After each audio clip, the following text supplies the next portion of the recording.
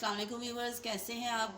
Welcome to Dua's kitchen. आज हम बनाएंगे सिंपल चिकन पुलाव, जिसके लिए हमें चाहिए चावल।